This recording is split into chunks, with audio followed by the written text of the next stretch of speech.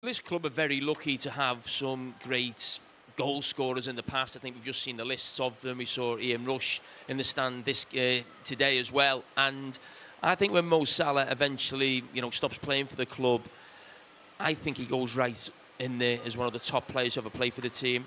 I think he goes in an all-time Liverpool 11.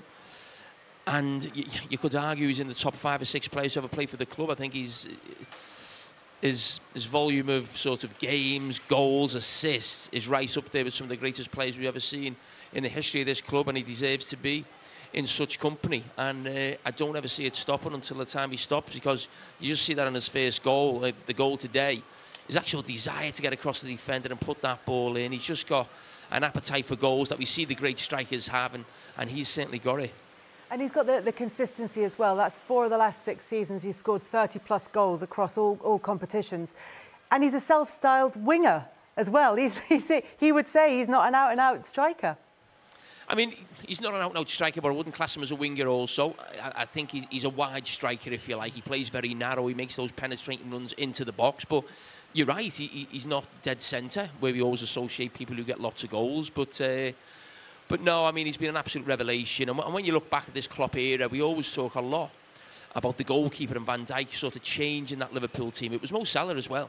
All 3 of those players were bought within a 12-month period. Salah came in the summer, Virgil van Dijk came in the January, and then Alisson came the following summer as well. So those 3 signings are why Liverpool have been so successful under Jurgen Klopp and won almost every trophy out there. I think they've won every trophy they can possibly win out there. And I think those 3 signings that they made, and you'd have to argue Mo Salah was the best signing because it was actually cheap. It was an absolute bargain price, I think, from Roma. Obviously, Liverpool had to pay big bucks for the other 2, but for Mo Salah, it was an absolute steal. And he'll go down as not just one of the greatest players to ever play for Liverpool, but I think one of the greatest players we've ever seen in the Premier League. Obviously, he was part of that famous front 3, along with Mane and Firmino.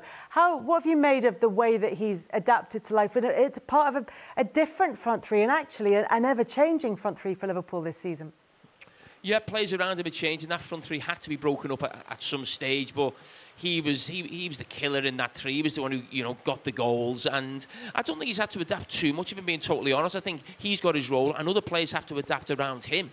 Why would you ask him to change or do something different? As I said, he's getting 30 goals almost every season. He does what he does, and as I said, other players have got to adapt and feed him.